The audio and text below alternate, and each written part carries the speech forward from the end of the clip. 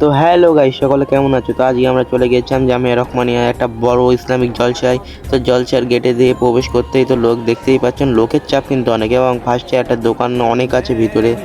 তো দোকান দেখতে দেখতে ছোট ছোট পায়ে আগালাম।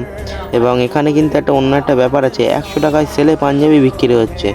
তো পাঞ্জাবির কোয়ালিটি কিন্তু অত ভালো না, কিন্তু তাও 100 টাকায় বিক্রি হচ্ছে বলে বিশাল ব্যাপার। এবং আমরা গেটের মধ্যে যাব, এবার গেটের সামনে চলে এসেছি, এবার ভিতরে ঢুকলাম। এখানে কিন্তু দানের জায়গা আছে, এবং এখানে কিন্তু অন্য একটা ব্যাপার আছে, এখানে কিন্তু আপনারা পর্দার মাধ্যমে ওয়াচ দেখতে পাবেন।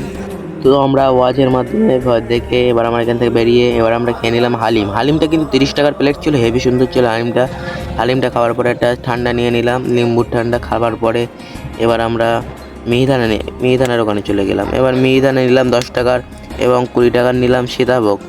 দুটোই খাবার পরে আমরা এবার চলে যাব বাড়িতে। এবার ফাইনালি আমরা এবার এখান থেকে বেরোবো। তো এখান থেকে আমরা এবার বেরিয়ে গেলাম।